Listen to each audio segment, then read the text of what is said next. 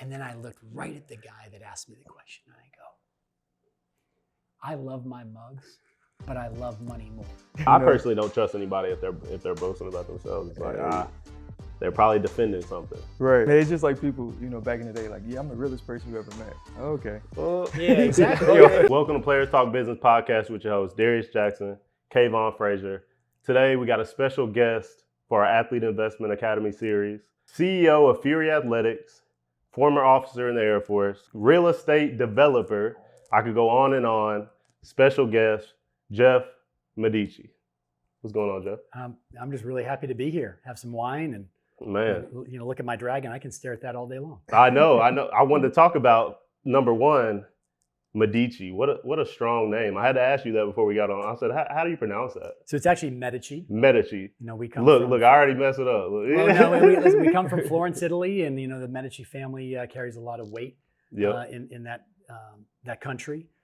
Going back to the 1500s, the Medici family at one time was the wealthiest family in the world.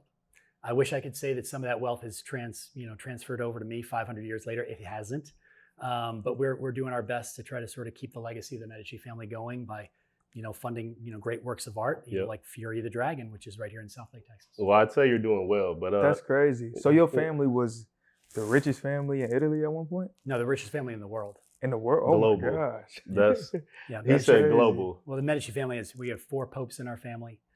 We funded some of the most amazing works of art that the world has ever seen. Mm-hmm. The Sistine Chapel. Most of Michelangelo's work was funded by the Medici family. The Duomo in Florence, Italy. The David. Just some amazing works of art. And that's sort of one of the things that was really important to me when I did my latest development, which is actually the building that we're sitting in right now. It's called District 114. And we're in Roots and Water Wine Club, which is one of our tenants, the private wine club here in the building. But I wanted something really sort of truly unique and different, and really sort of set us up to be a real sort of differentiator. And I could have built. There's a lot of developers build beautiful buildings, but I wanted something that was very unique. So I was shocked when I started thinking about this. Shocked that the city of South Lake is really known. The South Lake Carroll Dragons is known, across the sort of the land. You all would know, in the NFL, there's a lot of NFL players that actually, come from South Lake Carroll. 100%, yep. Right. And I was shocked to think about the fact that we didn't have a single dragon statue anywhere. My kids were both Carroll Dragons growing up, and it was sort of ingrained in them that, the Carroll Dragon way. And I said, you know what? I think we need to do something like build the world's largest stainless steel dragon right here at District 114 at Kimball Park. And when I told my wife was like, man, I'm going to need to be drilling some more teeth. My wife's a dentist. Right. She's like, I'm going to have to pick up a few more shifts at work because how much is this thing going to cost? And that's the number one question I always get asked. I never tell anybody. I'm not telling you guys today. But it was pretty expensive. And but I wanted something that was unique. It's 40 feet, 4 inches wide and 28 and a half feet tall. Mm-hmm. It was really a challenge, both from an engineering standpoint and most importantly from a secretive standpoint. Right. In trying to keep this sort of secret until the unveiling that we had on August 6, 2021. And I come up with the idea back in 2018 and had shared my thoughts with the mayor. And the mayor was like, if you pull this off, this is really going to be a differentiator for the city. And we kept it quiet for 3 years. How do you hide that while you were building it? I feel like a dragon that big, there's no way you could keep that quiet. Yeah. People not driving by, we're building the building at the same time. Okay. For the better part of a year and a half, maybe a year and 3 months or so, this was a war zone here. It was right off the highway. You could see it. When you drive down 114, you look right, look left, you see it. Right. But I think we were really helped by the fact that COVID was going on. There weren't a whole lot of folks that were sort of moving about in 2020, and when they did drive by, they saw tilt wall panels going up. They saw a lot of construction crews, cranes, and whatnot. So it wasn't really out of place, to have 4 scissor lifts, which is what we brought in while the final construction was being done. It took about 3 weeks to actually final assemble the dragon. It was in 4 pieces. It was made in overseas, and then it was put in 3 shipping containers and brought over the high seas up through the Panama Canal, up to Galveston, and then it was trucked up up to South Lake, Texas. And it was stored on site for about 2 months. And when we were ready, we brought another little mini crane. It was still wrapped, and then brought it in and sort of hoisted it up over 4 scissor lifts that we had 40-foot tarps on, so a square box. Right. And we raised the scissor lifts to create sort of a shield around it. And nobody really sort of thought twice about it. Because, there's so much other sort of commotion going on. And the day that we unveiled it on August 6, 2021, there hadn't been a single social media post, a rumor, nothing. That's And crazy. I thought for sure we had a little That it betting was gonna pool get that leaked where, or something. by April, some people were going to somebody was going to sort of spill the beans. Everybody that knew about it, from the engineering teams to the architect to the artist that I commissioned to build it for me, everybody signed non-disclosure agreements. But I thought for sure somebody was going to tell their spouse, tell their best friend, and then that person has no obligation to keeping the secret, and it just never made it out. And it was great to sort of reveal that to the world. So fast forward to 2023 now, what has something like that has done for the city of South Lake? Well, I mean, it's one of the top attractions in the city, right? Right, Obviously, right. we have South Lake Town Square. Everybody knows about our great outdoor shopping venue here in South Lake. But the South Lake Fury Dragon is. I mean, we have visitors that come every day, all day, to get their picture underneath. And I think it also helps having the sort of Game of Thrones be as popular as it is Of course. right now. One of the things that I was sort of shocked at is I had a vision for what I wanted this dragon to look like. What I didn't realize is because dragon is not real, everybody has their own sort of vision for what a dragon should be. Is it 2 legs? Is it 4 legs? Is it fire breathing? Is it sort of cute and cuddly? And for me, I really felt strong. I went through a number of artists, a number of designs. Ultimately, I ended up finding a guy that sort of shared my vision. He was out in Las Vegas. He used to work for Disney's Imagineering team. And I was really frustrated because it took me about 8 months. I felt like we weren't making any progress. And when I met him over Zoom, then about 30 minutes, he's like, I'm sort of sharing him what my vision is. And he goes, all right, I got it. And I go, you got it? Yeah. It's 30 minutes. He's like, I got it. And I'm like, okay. 3 days later, I had a 3D image of sort of transcribing what my vision was into this 3D image. And I'm like, hot damn. Did you add the Fury Athletics in the tail? I did. Okay. I did. I had to ask you about that because it could be missed, but it's hard to miss. So like you're talking about the logo. Yeah, the logo. yeah, You seen the So detail. I really had no intention of sort of migrating from being a real estate developer to an apparel company owner. Mhm. But when, sort of getting back to the sort of the numbers, the dragon was really special to me. And initially it was going to be sort of part of this development. But I carved that out and kept it separate and decided to start a company really with the dragon as sort of the genesis. Mm-hmm. And I started Fury Athletics. We launched in 2021, the same day that the dragon was unveiled in August of 2021. We launched Fury Athletics. And I've always been a big believer in some sort of old school business school concepts. First mover advantage is an important one. I really believe in first mover advantage. And when it comes to the dragon, right? I mean, it's going to be very unlikely that there'll ever be another dragon. I mean, this has become sort of synonymous with the city, right? Right. So First somebody comes mover in and goes, advantage.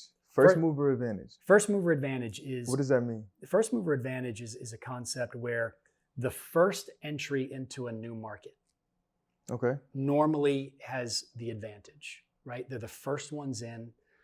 It doesn't always work that way, but first mover advantage is something that's important when you're entering sort of a new market. They're the first ones that are going through sort of the growing pains of and all the learnings that are associated with being the first to the market. So you want to be the first? Oh yeah, absolutely. The advantage Okay. is Because I definitely heard, the first mover.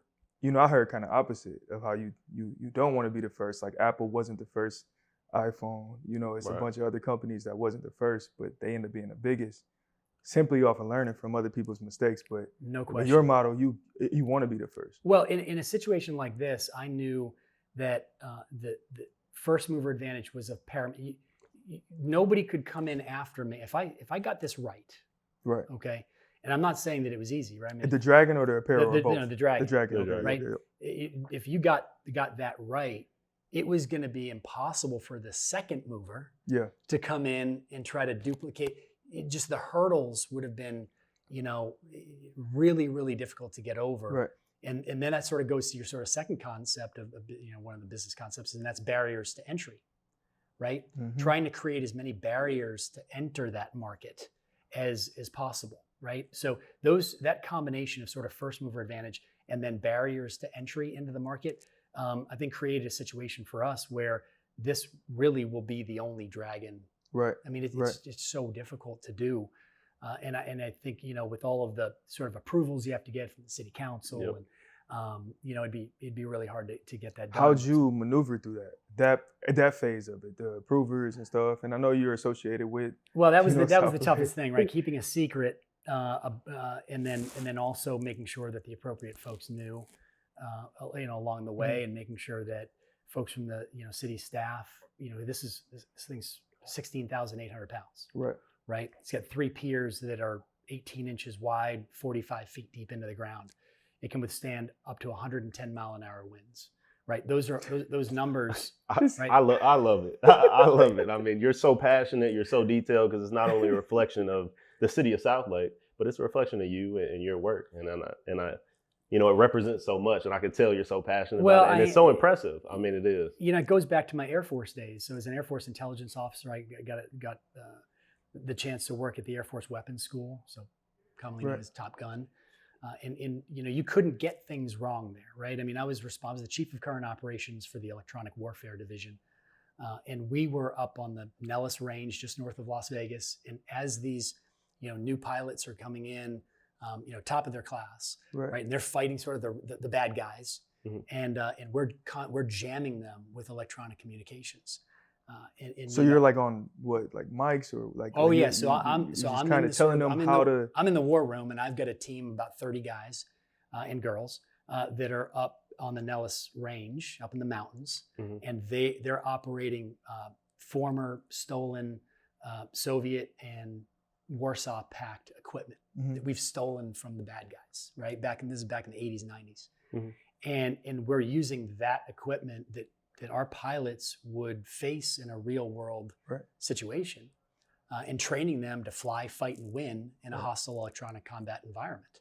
So That's that crazy. was, that you don't get things wrong when Right. when you're in that type of situation. Details matter, Yep. and details that's sort of, I think, that's That kind of molded transitioned, you on to where I am now. why you're so detailed in everything that you do. And Correct. And so, obviously you made this, you made the dragon, you built the dragon, but you built this building, right? Mhm. And all the tenant spots are now filled. I mean, I know you took us on a tour, but, talk about the process of not just building the building, but getting tenants to come and believe in your work and your investors in this building. And, what was your passion? What was your journey to that? Well, it's so I started as an Air Force officer, Mhm. and then left in 2000, went to PricewaterhouseCoopers, and there wasn't a whole lot of experience out in the marketplace for information warfare, Mhm. information security back in the day. In fact, it wasn't even really called information security back in 2000, but Right. I had some experience. So Pricewaterhouse hired me, and then subsequent to that, one of my clients, Fidelity Investments, ended up hiring me to run information security for one of the largest mutual fund companies in the world. Yep. But here's the deal: I was never passionate about it, Mhm. and I think people can tell when you're passionate, Mhm. right? People can tell when you're not passionate. People can tell, and I did well. Went back to business school in 2004 down to Duke, and was there for 2004 and 2005, and did their global executive program. So traveled the entire world Right. with 85 of my classmates, which is an amazing experience. But I always knew that information security was not my destiny. Right. It's not where the Lord wanted me to go, and I talk to a lot of young folks that today, and I really start off with the question, what are you passionate about? Because a lot of these sort of kids, they want it now. It's this sort of Right. movement, like we want it now. It's this sort of, millennial sort of, Would you tell them? So it sounds like to me you built your wealth first, and then you chase your passion. I mean, is there an order that you Yeah, I mean that was sort of easier, right? Yeah. To it was easier to have some money, right? It's always Right. the question always sort of come, how did you do this at 40 years old, right? I mean, I've got two sort of teenagers, mortgage, car payments, and then all of a sudden you decide you're going to become a real estate developer, and the date is actually sort of ingrained in my memory. It's December 28th, 2011. It was the day that I went into my kitchen. I told my wife I want to quit my job. And I just turned 40, and I said, you know what? I'm going to follow my passion. She goes, what's that? And I said, building Legos. She goes, that's a hobby. That's a hobby. I said, no, I think I'm gonna be a real estate developer. I mean, it's just like a big Lego set. But it was like you had no previous experience in it. Or Zero. Nothing. Zero. Okay, yeah, that's crazy. Other than when you were a kid. I mean, Other than when I was you were a kid. 8 years old out here building Lego, and I'd built Legos all the way up through that time. I mean, when I was 40, I mean, that was like that was your past. Oh yeah, I mean, it wasn't just when I was a Yeah. kid, right? I mean, I built Legos even when I was Right. 40 years old. My kids into building Legos, and now actually my older daughter's a junior at Clemson. She's in civil engineering. My younger daughter's going to Clemson next year in construction sciences. Oh, that's I'd amazing. like to think that You real estate influenced development them. in the Legos sort of had something to do with that, Kind of, but just right? it's harder to get products than. Oh than yeah, the- but my the wife Lego is like products. the scale of it is just harder so to get different, supplies, right? Yep. right? Yep. And I said, it's I've got a lot of business experience, risk management, operations, sales. I just don't have the construction experience, and I'm going to hire some really good people to do that. Mhm. And so that was December 28th, 2011. On January 17th, about 3 weeks later, I toured the land that we're sitting on right now, and it was about 17 acres at the time, and put the land under contract. Quit my job a few months later, and off I went in my real estate career. Right. What I will tell you is it was really hard, but like I said, the advice that I give to kids now is you might not make money immediately, but if you're doing something you're passionate about, the money will follow. Mhm. Right. It really Right. will. You'll have some struggles, some failures, but find what you're passionate about, and you'll be a success. And that is, I think, that sort of defined the last 11 years of my life. Yep. And I was successful. I Right. was making money, and I was nice things. But don't give me too much credit. My wife's a dentist, right? So we did have a second income. Right. Right. So That's she did. awesome. I mean, she deserves more credit than anybody, because my wife believed in me. It was a little tough convincing her the first 3 weeks, but it was a few weeks, Mhm. right? And she Mhm. came around and she's like, all right, if this is what you believe in, this is what's going to make you happy, then we'll do whatever we need to do. Yeah. And we did it. And, I can't thank her enough for letting me go off on this journey that sort of led to not only a thriving Medici Development Partners, but also sort of the next sort of phase that's running sort of in parallel with Medici Development, and that's getting back to the Dragon and Fury Athletics, Yep. Right. and starting this apparel company, which is really focused on athletic headwear. Right. I really felt like there was a gap in the marketplace. When you sort of look at the headwear space, it's really sort of generic sort of hats that are all between $25 and $38. Yeah. That's Right. it. Yeah, you're right. No, Right? That's yep, it. Yep. Yep. And I said, I really believe that there was a market for a higher end product that wasn't generic, that was sport specific. The hat that I'm wearing today is our pickleball hat.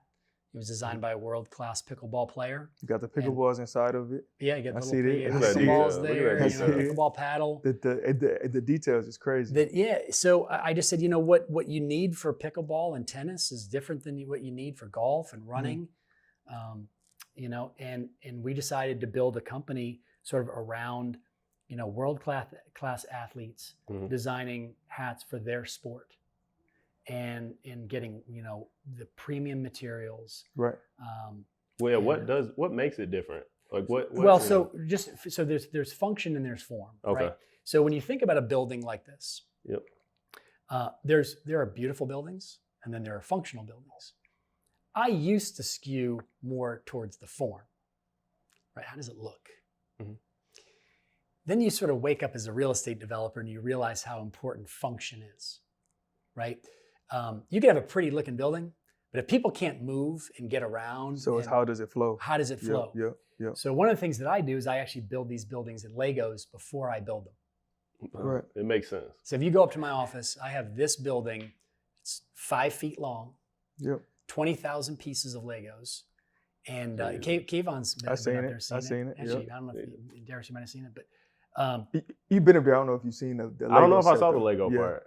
yeah, it's pretty. It took about 4 months to build. Wow. And but it was important for me because this is a pretty complicated building, 4-story parking garage attached. Mhm. How do people sort of, all those sort of struggles you have when you go into a parking garage, you get to drive around, right? Yeah. And you find a spot, then you get to find the part, where do I enter the building? Mhm. Every floor of the parking garage has 3 entrances into the building. So whether you're on the north side of the building on the 2nd floor, or you're on the west side on the 3rd floor, Yeah. you have an entrance right there. So you don't have to walk anywhere. You call it Right. function. I call it flow. So in Yeah, our flow. business, right. In our How does business, it flow? it's the same thing. Like, Right. as I'm looking at a gym, I'm like, okay, how can I make this flow? I go to so many other facilities and the flow is off. And I'm like, it kind of stresses you out a little bit. I'm It sure does- you it do the does same stress you thing out if you be- go into a building and you can feel the flow is off, or you can see the flow is off, or it's hard to get in and out. It kind of stress you out a little Well, bit. yeah, Like, and think about it. You make big investments. I mean, these buildings are not inexpensive, and you put this thing together only to all of a sudden get it wrong, Mhm. and then you're trying to figure out how to make it right. Right. So where I early sort of skewed towards sort of the flow and the function, yeah, I've sort of come back and shifted more to probably 60-40 function, 60% function.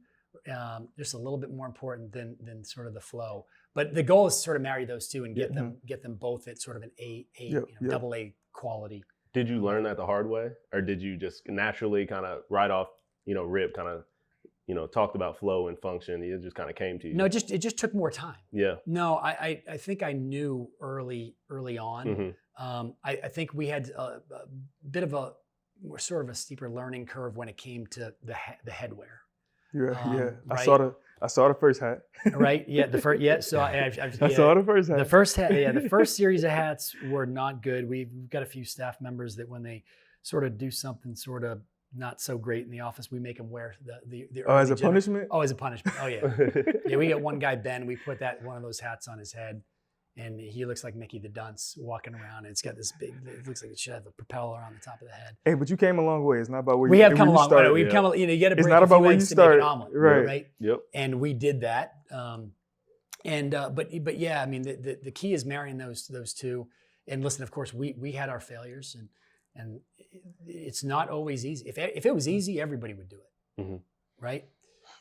But you just have to have the resolve and the sort of fortitude sort of inside of you, and the drive, and the willingness to sort of never, like, we're going to fail, but we're never going to quit.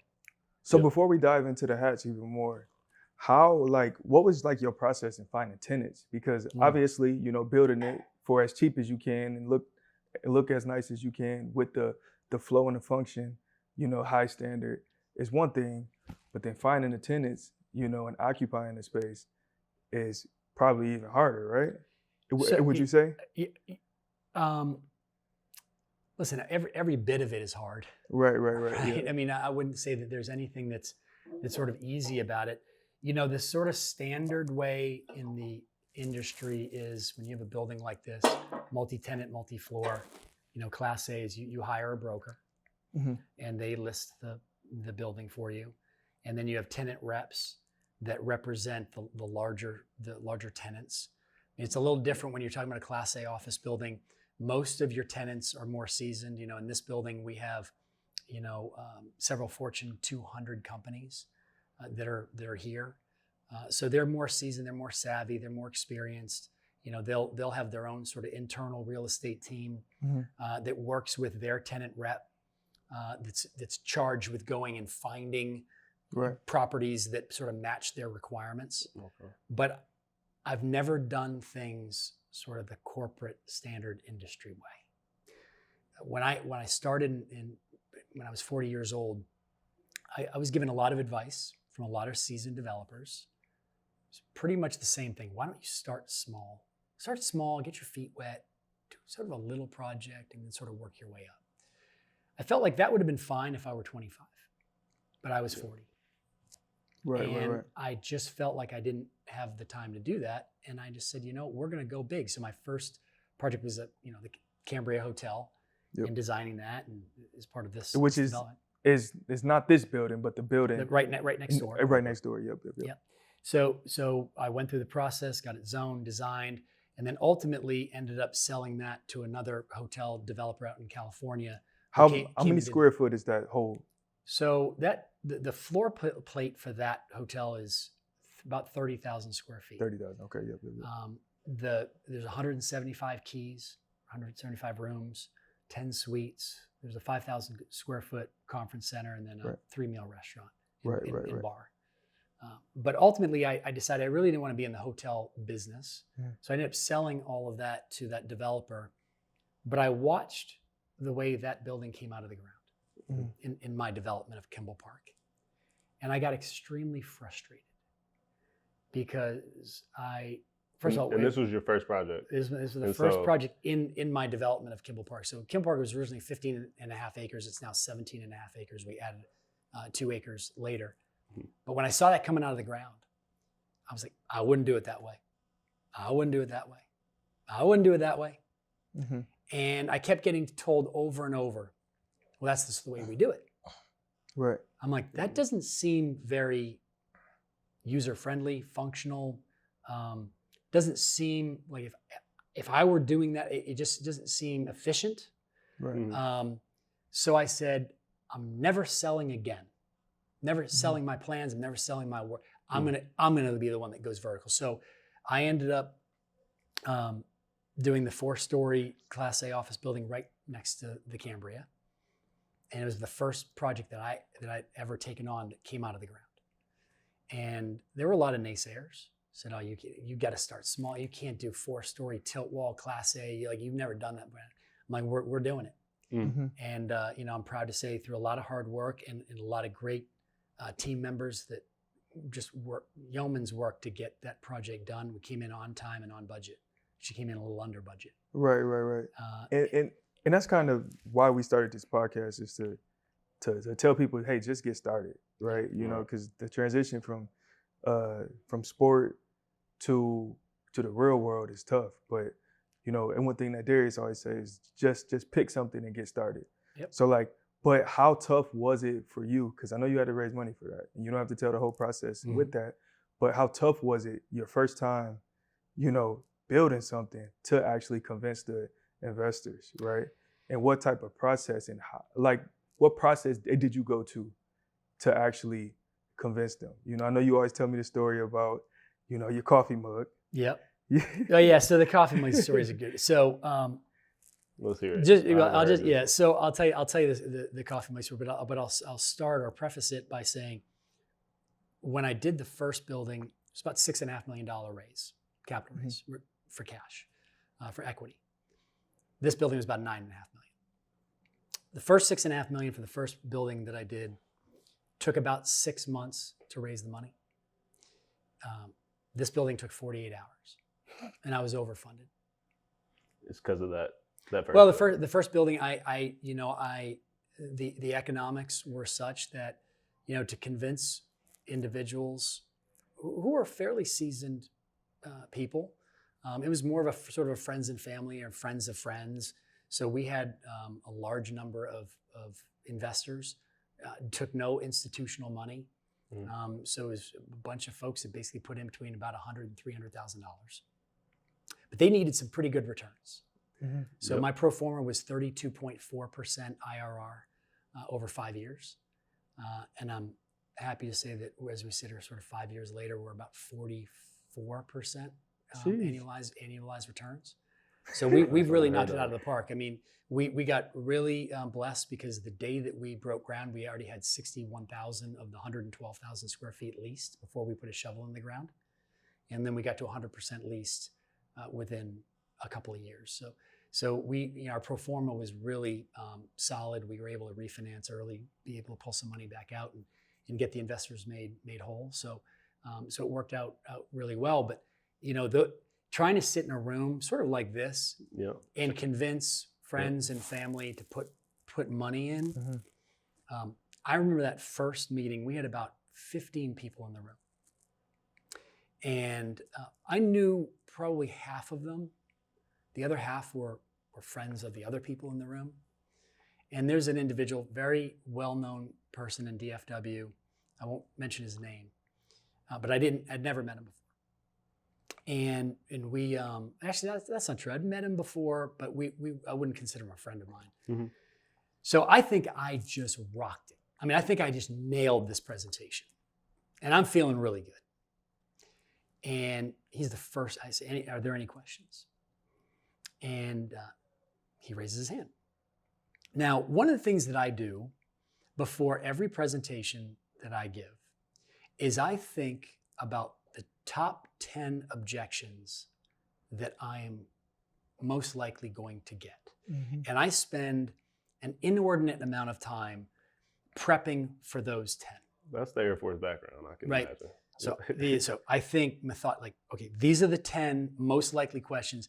And I literally write down my answers and think about them, because my take is, if you have to search for answers to routine questions, the questions that are likely to come, I won't believe you. what's the taste in the people's mouths are going to be, right? I mean, like, I asked a question, it's pretty like generic and expected. And the Right, answer right. just took too long. Mm-hmm. So I'm really methodical about it. So the question comes, Jeff, hey, the presentation was great. The numbers look solid.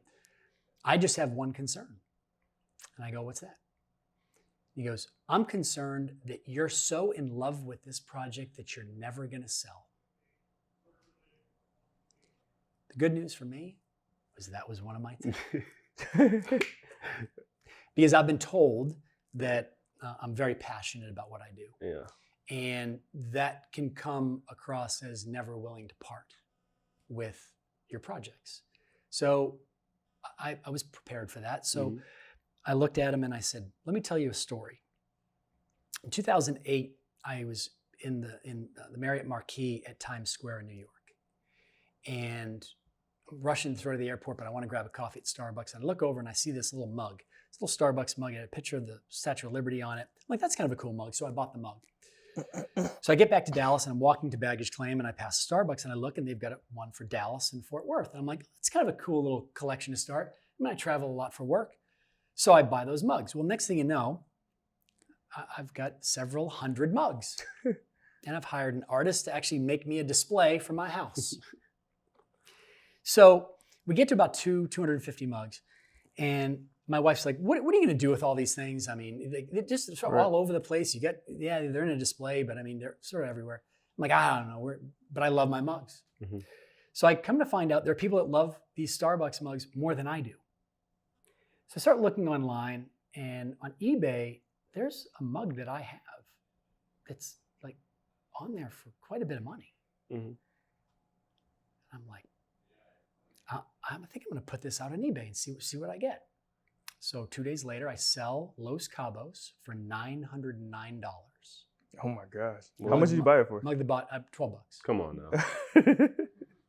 And I sell it for $909. So I call up my best friend. Is in that like a Memphis. 90X or something? No, it just happened to be. It was sort of a You just unique 80X Starbucks your money? mug Yeah. that they don't make anymore, and it was made in Mexico, and they normally make them in China or Thailand. It was just sort of the special mug. That's You ridiculous. never sort of know, right? Yeah. So I call up my best friend in Memphis, and I go, Neil, never gonna believe this. I sold my mug, one of my mugs, for $909. Now, most people's reaction, like, oh my God, you made $909, that's all. His first reaction, he knows me so well, he goes, I can't believe you sold your mugs. You love your mugs. Mhm. And then I looked right at the guy that asked me the question, and I go, I love my mugs, but I love money more. Yo. He ended up putting in $500,000. Okay, End of yep. the deal. Whoa. Just like that. $500,000.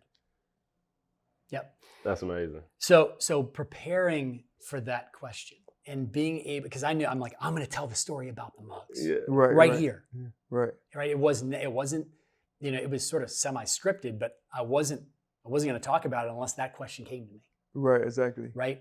So preparing and being thoughtful, about the questions you're going to get, about what's important to people that are helping you be a success. I think about those things sort of, whether it's, my team members. I do try to, do right by them. But they're the sort of the judge, right? I tell people, I never like telling people who I am, right? So we're in a podcast, so I'm telling you all the things I think I am. But ultimately, I'm not the judge. I tell folks, listen, you're not going to hear me tell you how honest, how much integrity I have, how much loyalty I have, how high a character I have. I'm a high character person. I tell folks, I might think I'm all those things, right? But I just met you. Now, you guys have met before, right? But when I'm in a first meeting, that's what I tell them. I said, we'll sit down a year from now. We'll go to Starbucks in the building on the other side of the building here. We'll sit down and have a cup of coffee, and you tell me who I am. Because that's way more important, right? Than me trying to convince you in a first meeting, that I'm all those things. Right. You don't know who I am. And I will tell you, in the real estate business, I don't have enough fingers and toes to tell you how many people have told me how high character they are, how loyal, how honest, how much integrity they have in a first meeting. And I had to learn my lesson with this very, very early on. And now my advice is, I tell people, run. Right. Like that's a red flag. That's a red flag for me. Yep. So kind of let your work exactly. speak for itself. That's exactly it should never be the first thing out your mouth, telling people. I personally don't trust anybody if they're boasting about themselves. It's like they're probably defending something. Right. That's what it tells me. So. Man, it's just like people, back in the day, like, yeah, I'm the realest person you ever met. Okay. Well, yeah, exactly. That's exactly right. Well, I think that's one of the reasons why early on it was really hard because, you've got some people in the room that know you. Mm-hmm. You got a lot of people in that room that don't know you, and you're trying to sort of navigate between those two, right? So do you tell them how great you are? Half the people in the room, hopefully, you get some experience with you, so they can vouch for you, and that helped. But when people are parting with money and they're giving it to somebody they never met before, right? They need a lot of incentive, right? Because how great is the deal, right? Exactly. And that's why it was so easy for the second one, and future ones, right? That now I get a track record. I have a skin on the wall. I mean, I met with 25 banks the first time I wanted to get funding for that project. It was $25.5 million, right? And you're going and trying to get a $19 million loan. You've never done it before. And I mean, 24 of the 25 were like, Jeff, listen, we love you. We think you got a great plan. You've got tenants that are coming and are committed, but you've never done it before. So, call us when you got one done. Right. How was your confidence going into a meeting like that? I mean, you have no experience with developing. Did you fake it till you make it? Or did you just have so much confidence, you did so much homework that you just knew if you did it right, it would work out for you? At 40, I had enough experience to know that sometimes, I mean, there's sort of the old adage, like you just work it to death, right? You just work your rear end off, and it'll happen, and you'll be able to convince people. There's some people that just can't be convinced. It's not in their model to be convinced, right? They need to see it all. Like, you need to check every box, and I respect that. Then there's other models out there where they're gonna take a little bit more risk, and maybe you don't have to check every single box. To say that it wasn't disheartening every time I went in and met with a bank and they said no. I mean, after 22, 23, it's. Mm-hmm. Man, I know that can get a little depressing for a minute. Yeah, I mean, it's definitely depressing.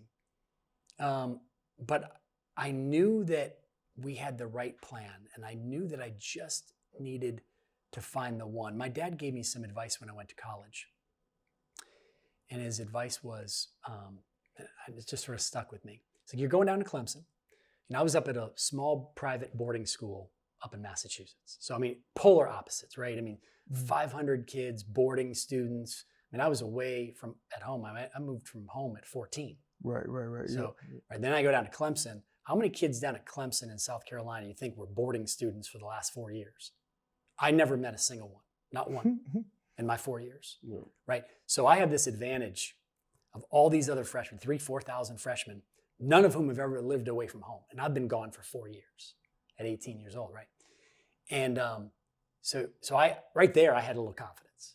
Because I sort of knew, I mean, I lived in this is my 5th year in a dorm, not my first. Right. Right. So you know, I gained some confidence there.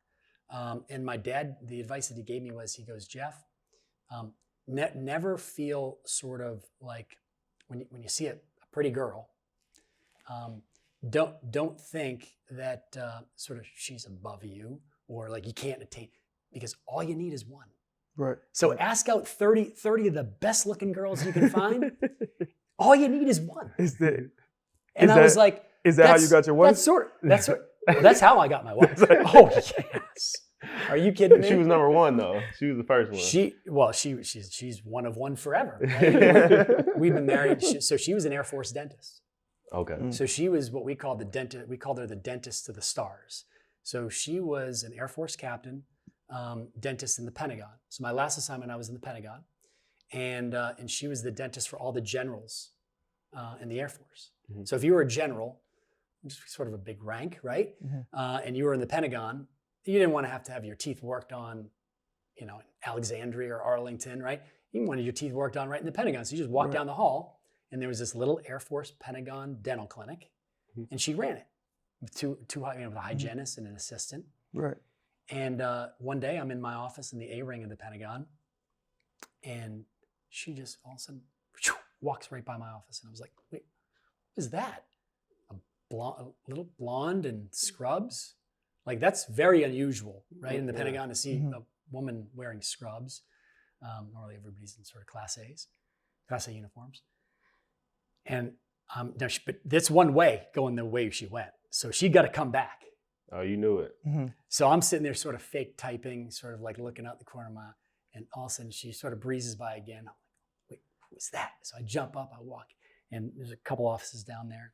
I walk, I'm like, who is that? Another colleague of mine, Captain Bursey, goes, that was Captain Jones. I said, I got to meet Captain Jones. And she shot your shot. And she goes, good luck. This is February. This is February 1998. She goes, good luck. She's got a permanent change of station. She's going back for specialty dental training back in San Antonio in May. And I'm like, February, May, 90 days. I'm like, I can't. I don't know if I can make that work.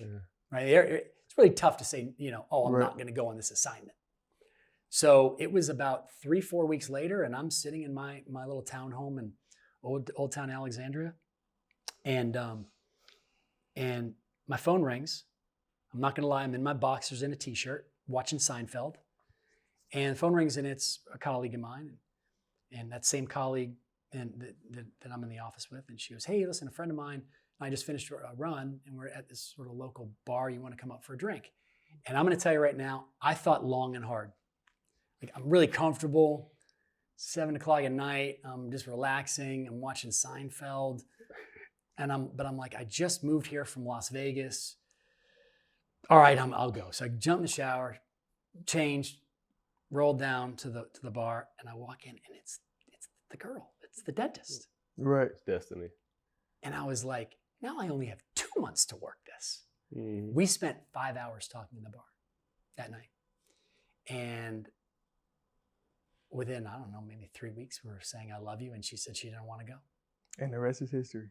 We got married 1.5 years later, and we've got 2 beautiful daughters from it. We've married, coming up on our 24th anniversary. That's amazing. And just, she's been amazing. So before we transition to talk about more about Fury Athletics, I want to stay on this topic a little bit, because you told me a story previously, about, how you guys, or how you sat her down and wrote, you had her write down everything that she wanted. All of us is kind of in the same boat, right? He's about to get married. Yep. I'm married. I've been married for almost 4 years now, and we're entrepreneurs, right? So, it's hard to find the balance, right? You know what I mean? And being on the same page with your wife, about what you guys want for your life together, and then her understanding what it takes to actually get that, right? So I want you to talk about the balance a little bit, or if there's ever truly, a 50-50 balance between, It's never 50-50. And then also the story you told me So it's all right. So it start. So I'll sort of start at the beginning. So when we were, my family's Catholic. So is my wife, but my family's Catholicism sort of history goes back, to the 1400s. Medici family has 4 popes in the family. It's amazing. I mean, That's crazy. I had to ask him beforehand. Like, did he use Ancestry.com, or how do you know this? No, it's just passed down. That's a strong family. Yeah, I mean, it's Renaissance history is sort of littered with Medici family members throughout That's beautiful. time. That's so dope. And so I've been, my wife's Catholic, I was Catholic, and when just before we got married, so they get married in the Catholic Church, they make you run the sort of gauntlet.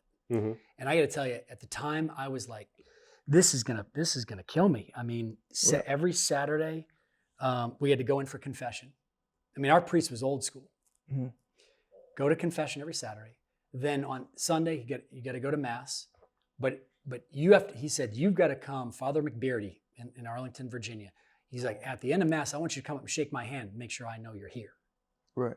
So you got to go shake his hands and make sure you're there. Mm. And then every Monday night, you got to go in for marriage counseling with the priest.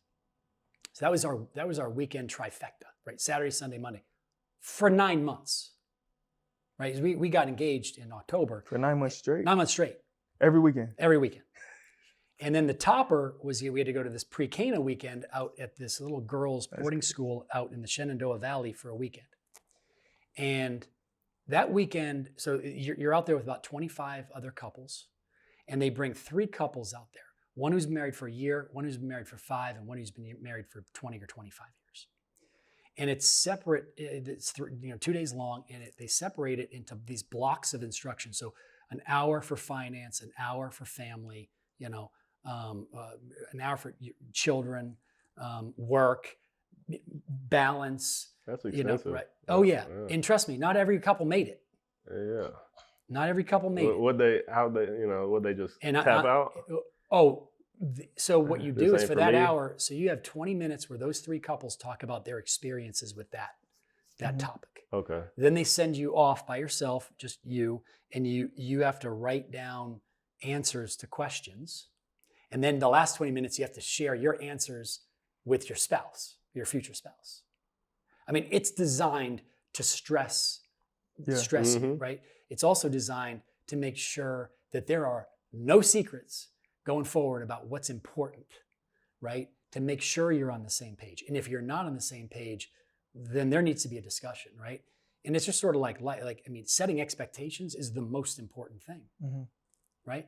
My wife has no problem with me flying down with my best friend to go to a Clemson game whenever I want. You know why? Because we were doing it before we were married, and it was, I told my wife, this is what we do. That's awesome. Right? And so setting expectations is really, really important. So I think that was just really instrumental in starting our marriage off on the right foot. I will tell you, not every one of the 24 years has been great. Year 1 was brutal. I mean, we'd moved from Washington, D.C. to Boston, where my family is. And I love my family, but being so close to them was not great for us. Right. Very stressful. And then year 6 was really stressful. I'm getting my MBA and I'm traveling all over the world: Moscow, Beijing, Bangkok, Sao Paulo, Rio, Buenos Aires. I mean, I'm all over. I'm leaving, right? And my kids, my second daughter was born while I was, basically while I was traveling. I was there for the birth, but 2 weeks later, I'm in Moscow, right? My wife's trying to start a dental practice. A lot of stresses, right? And my wife was not happy. She was not happy. And I wasn't really happy. This is 5 years in, we got a 2-year-old, an infant, and trying to start a dental practice. Yeah. Here's the problem. The problem was I didn't realize that I was the taker in that relationship. But I was. The taker, explain that. Well, in any relationship, there's a giver and a taker at any point in time, right? People are wired to be takers. Some people are wired to be givers. My wife is a giver. She's an extraordinary giver. I am a taker. That works well, but only for a period of time. Eventually, all givers snap. You got to give the giver something. Yep. So what happened was in 2005. So we were, I mean, it was really rough, and or 2006. So I was finally like, I never believed I was a taker. Right. Most takers don't. So first you had to come to that Yeah, conclusion. no, like, oh hey, no, but trust me, when I even then I never believed I was a taker. So I Yeah. did what I did. So I went in the other room, I got a piece of paper, I got a pen, and I said, here's what I want you to do.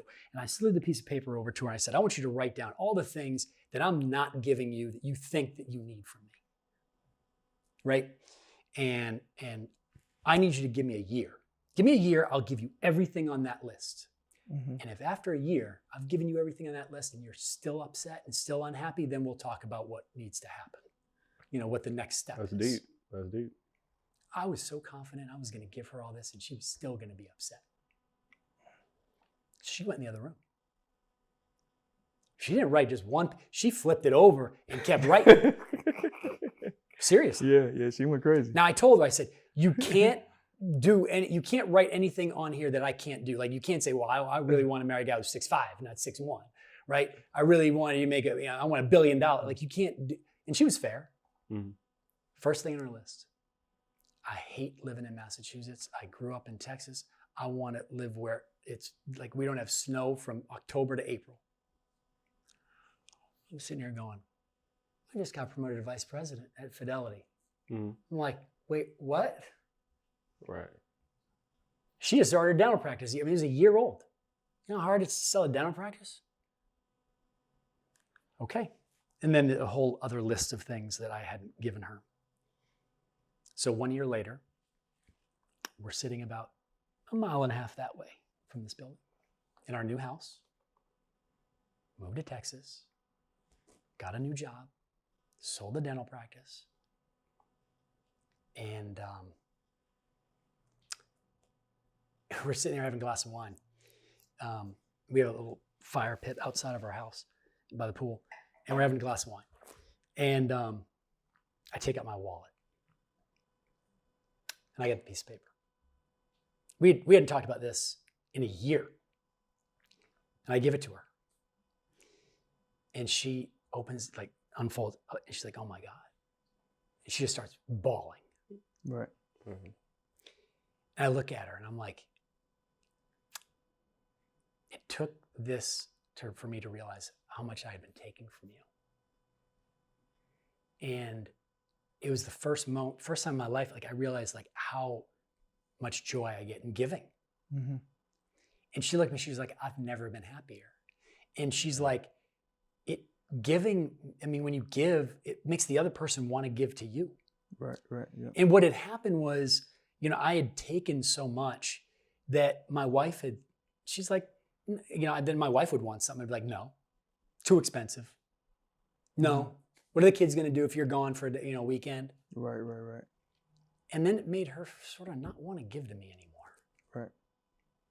And then it made me definitely not want to give, right? So it was this cycle that we got in that was just not healthy.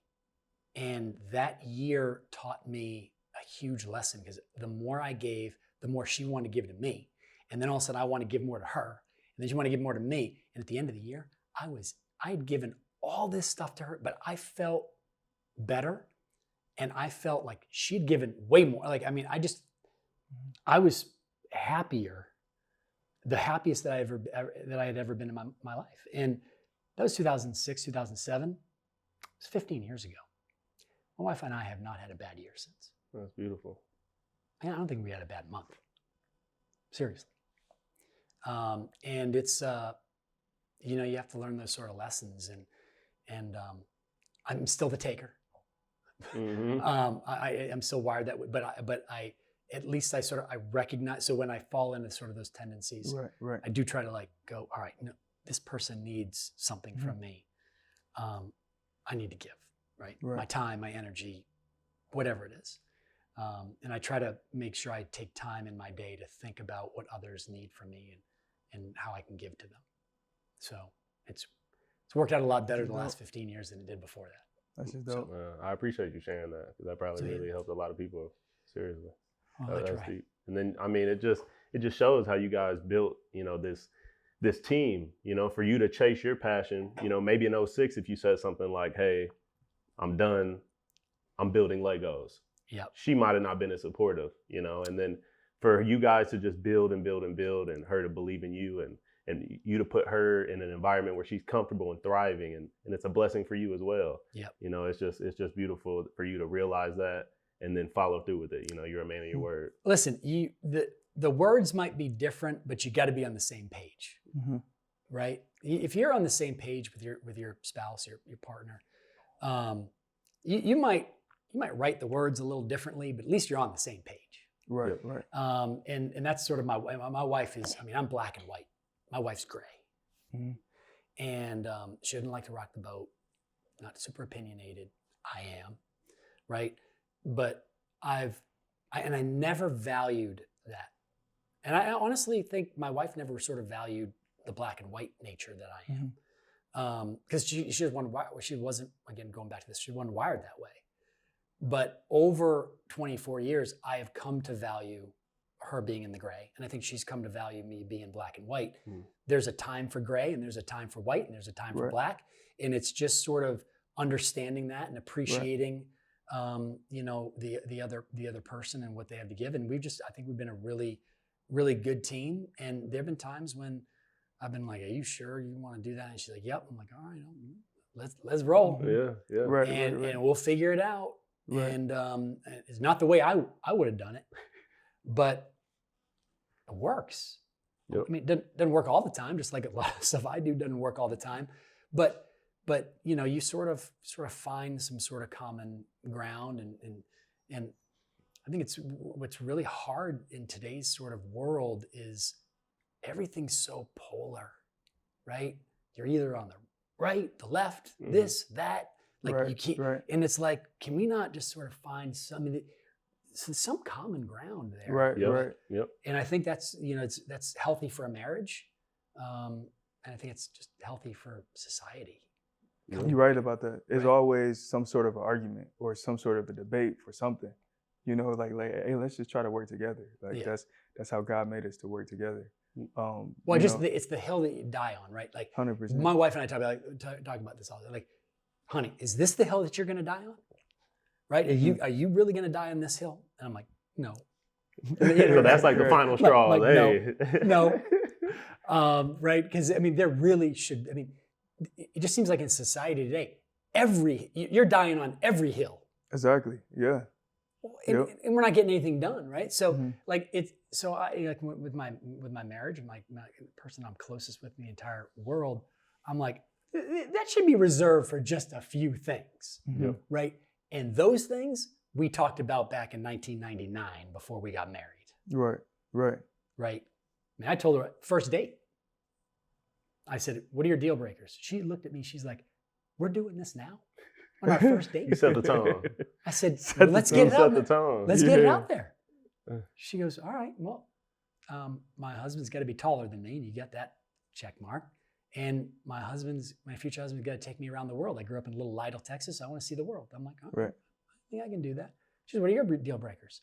I said, "Well, I'm Catholic, so you got to take my last name." She goes, "Well, the good thing is my mom's maiden name's Pellegrino, so I got half Italian, right? So Medici, I'm good with Medici." She goes, "What's the other one?" I said, "My kids have to go to Clemson." And she goes, "What's Clemson?" And I go, "Check, please." I was literally like, I can't, there's no way I can be a party. She knows now, though. Dabo. And she's like, "No, isn't it like some no, this is 99. Dabo made y'all this was relevant back now. in Tommy Bowden's era." Okay. Okay, so, you know. Get it right. We were My not, bad. this is no, Bowden might have been, Dabo, I don't even know where he was. He might have still been at Alabama. Yeah, he's a player. But yeah, so, and she's like, "Well, isn't that some sort of, they play football there?" I'm like, "All right, we can keep this going for a little bit." She's like, "Well, listen, if you're that passionate and this ends up in a marriage, our kids can go to Clemson." And I was like, "Okay." Right. So my kids are at Clemson.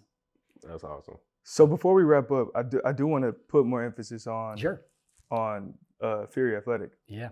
You know, because I know that's your newfound passion now. You know, and that's what this whole podcast is about, is bringing awareness to guys who transition and trying to find a passion and stuff like that.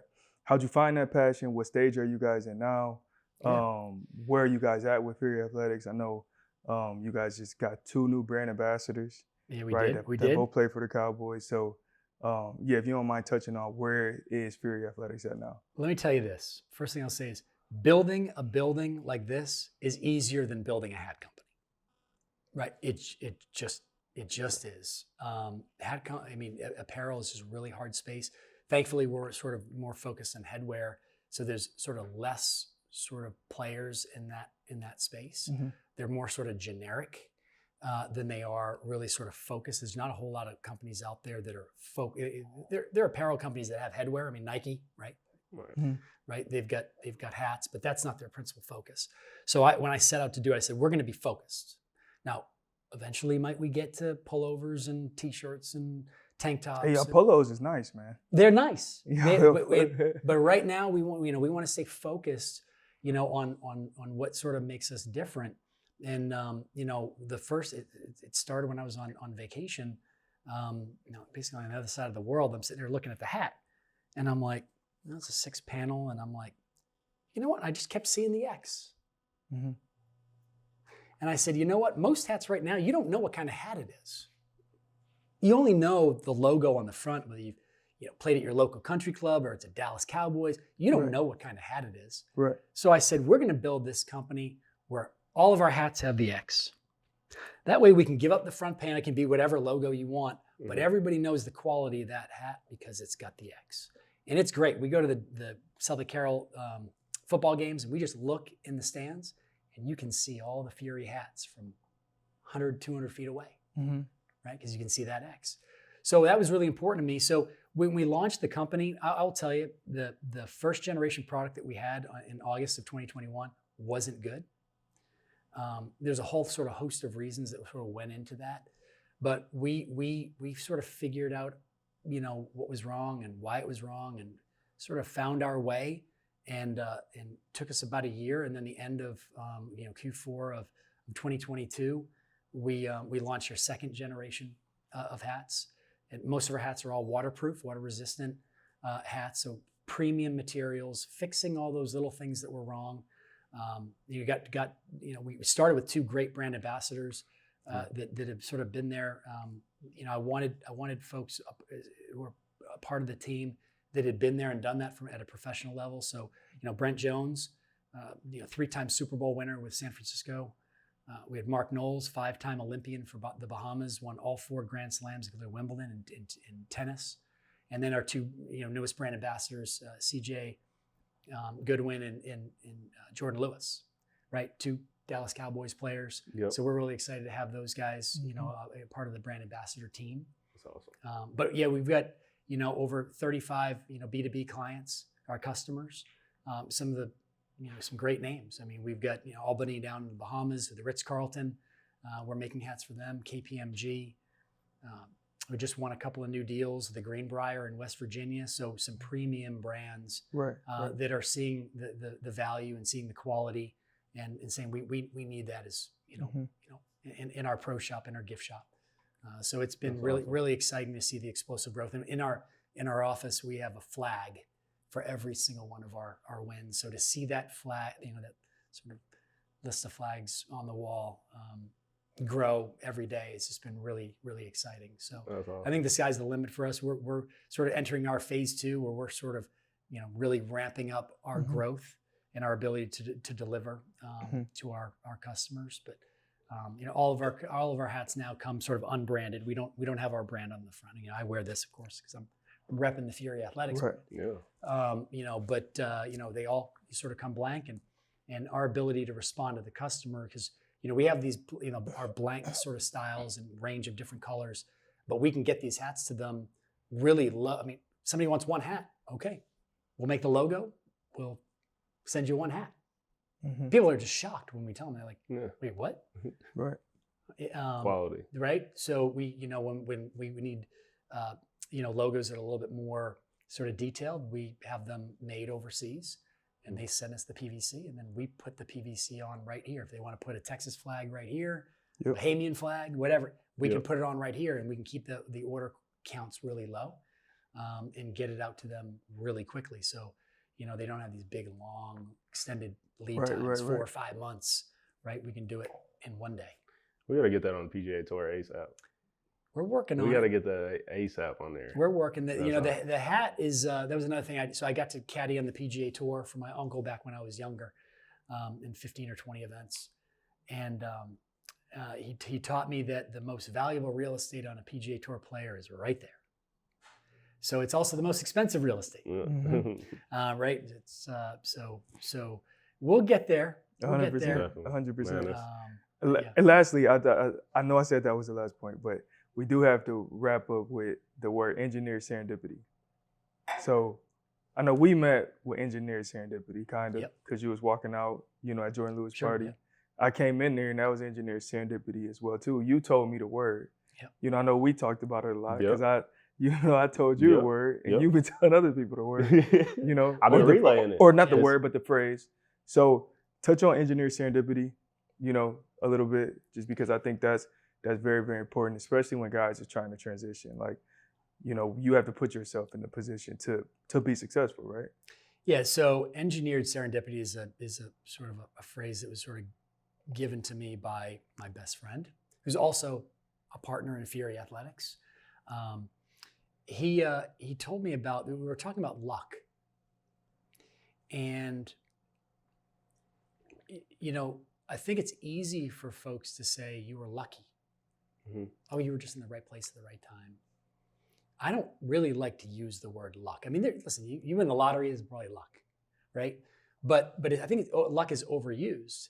And I think it's putting yourself in a situation to be lucky, right?